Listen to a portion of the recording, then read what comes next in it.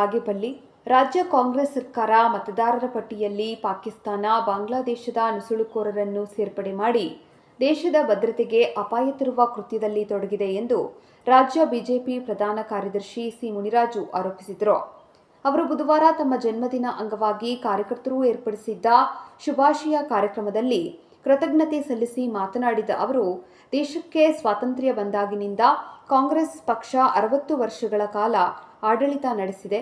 ಆದರೆ ದೇಶದಲ್ಲಿ ನಿರುದ್ಯೋಗ ಸಮಸ್ಯೆ, ಬಡತನ, ರಸ್ತೆ, ಶುದ್ಧ ಕುಡಿಯುವ ನೀರಿನ ಸಮಸ್ಯೆಗಳು ತಾಂಡವವಾಡುತ್ತಿದ್ದವು. ಪ್ರಧಾನಮಂತ್ರಿ ನರೇಂದ್ರ ಮೋದಿ ಸರ್ಕಾರ ಅಧಿಕಾರಕ್ಕೆ ಬಂದ 12 ವರ್ಷಗಳಲ್ಲಿ ಭಾರತ ದೇಶ ಸಾಕಷ್ಟು ಅಭಿವೃದ್ಧಿ ಕಂಡು ವಿಶ್ವದಲ್ಲಿ ಮನೆ ಮಾತಾಗಿದೆ. ರಾಜ್ಯದಲ್ಲಿ ಬಾಗೇಪಲ್ಲಿಯಿಂದ ಹಿಡಿದು ಎಲ್ಲಿ ನೋಡಿದರೂ ರೈತರು ಕೃಷಿ ಭೂಮಿಗಳನ್ನು ವಶಪಡಿಸಿಕೊಳ್ಳುವ ಹುನ್ನಾರ. ಮಾಧ್ಯಮದ ಮುಖಾಂತರ ನಾನು ಕೂಡ ಮೊನ್ನೆ ಕೂಡ ಮಾತಾಡಿದ್ದೀನಿ. ಒಬ್ಬ ಕಾಂಗ್ರೆಸ್ ಶಾಸಕರು 15 ವರ್ಷಗಳಿಂದ ಬಾಗೇಪಲ್ಲಿಯಲ್ಲಿದ್ದಾರೆ.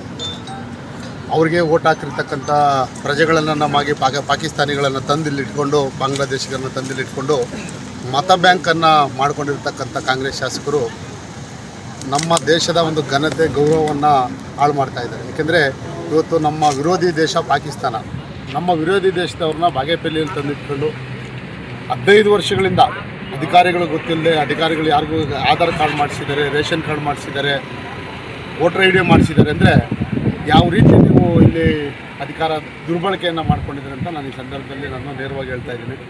ಕಾಂಗ್ರೆಸ್ನ ಮುಖ್ಯಮಂತ್ರಿಗಳು ಡಿ ಕೆ ಶಿವಕುಮಾರ್ ಅವರು, ನೀವು ದೇಶ ವಿರೋಧಿ ಚಟುವಟಿಕೆ ಮಾಡ್ತಕ್ಕಂಥ ಈ ಕ್ಷೇತ್ರದಲ್ಲಿರ್ತಕ್ಕಂಥ ಅಧಿಕಾರಿಗಳನ್ನು ನೀವೆಲ್ಲ ಗಮನದಲ್ಲಿಟ್ಕೊಂಡು ಅವ್ರು ಮಾಡೋದನ್ನ, ಯಾರು ವೋಟರ್ ಐ ಡಿ ಮಾಡಿದ್ದಾರೆ, ಯಾರು ಆಧಾರ್ ಕಾರ್ಡ್ ಮಾಡಿಸಿದಾರೋ ಅವರೆಲ್ಲ ಸಸ್ಪೆಂಡ್ ಮಾಡಬೇಕು ಅಂತ ನಾನು ಈ ಸಂದರ್ಭದಲ್ಲಿ ಮಾತಾಡ್ತಾ ಇದ್ದೀನಿ. ಇದ್ರ ಬಗ್ಗೆ ಈ ಕ್ಷೇತ್ರದ ಶಾಸಕರು ಒಂದು ಚಕಾರ ಕೂಡ ಮಾತಾಡ್ತಾ ಇಲ್ಲ. ಯಾಕೆ ಮಾತಾಡ್ತಾ ಇಲ್ಲ ಅಂದರೆ, ಅನೇಕರನ್ನ ತಂದು ಬಾಗೇಪಲ್ಲಿಯಲ್ಲಿ ಇಟ್ಕೊಂಡು ಡಬಲ್ ಓಟ್ ಆಡಿಕೊಂಡು ಅವರೆಲ್ಲ ಈಗ ಗೆಲ್ಲುವಂಥ ಓಟ್ನ ಸೃಷ್ಟಿ ಮಾಡಿರ್ತಕ್ಕಂಥವ್ರು ಈ ಕ್ಷೇತ್ರದ ಶಾಸಕರು.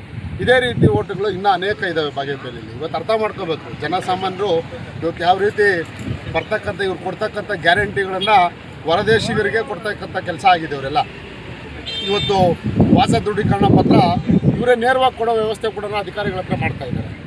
ಈ ಥರ ಮಾಡೋದು ಆಪಾದನೆ ನಮ್ಮ ದೇಶಕ್ಕೆ ಮಾಡ್ತಕ್ಕಂಥ ದ್ರೋಹ ಇದು. ಯಾಕೆಂದರೆ ಇವತ್ತು ನಾವೆಲ್ಲ ಕೂಡ ಇಲ್ಲಿ ಎಲ್ಲ ಮುಸ್ಲಿಂ ಬಾಂಧವರಾಗಿರ್ಬೋದು, ನಾವೆಲ್ಲ ಹಿಂದೂಗಳಾಗಿರ್ಬೋದು, ಕ್ರೈಸ್ತರಾಗಿರ್ಬೋದು, ಎಲ್ಲ ಧರ್ಮದವರು ಕೂಡ ಅಣ್ತಮ್ಮಂದರಾಗಿದ್ದೀವಿ.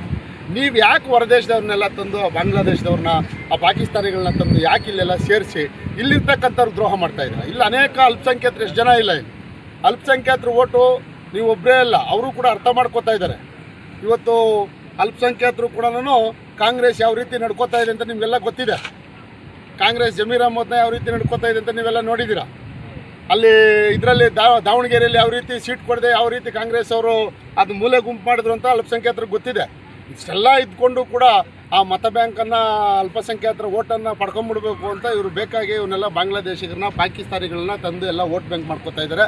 ಇವೆಲ್ಲ ಅಲ್ಪಸಂಖ್ಯಾತರು ನೀವು ಅರ್ಥ ಮಾಡ್ಕೋಬೇಕು. ಎಲ್ಲಿಂದನೋ ಬಂದವರು ಇದು ಮಾಡಿದ್ರೆ ನಿಮ್ಗೆ ಅನ್ಯಾಯ ಆಗುತ್ತೆ, ನಿಮ್ಮ ಮಕ್ಕಳಿಗೆ ಅನ್ಯಾಯ ಆಗುತ್ತೆ. ಇದೆಲ್ಲ ನೀವು ಕೂಡ ಕಣಿಸ್ಬೇಕು ಅಂತ ಈ ಸಂದರ್ಭದಲ್ಲಿ ನಾನು ಮನವಿಯನ್ನು ಮಾಡ್ತೀನಿ. HD 24x7 ನ್ಯೂಸ್, ಇದು ಕನ್ನಡಿಗರ ಧ್ವನಿ.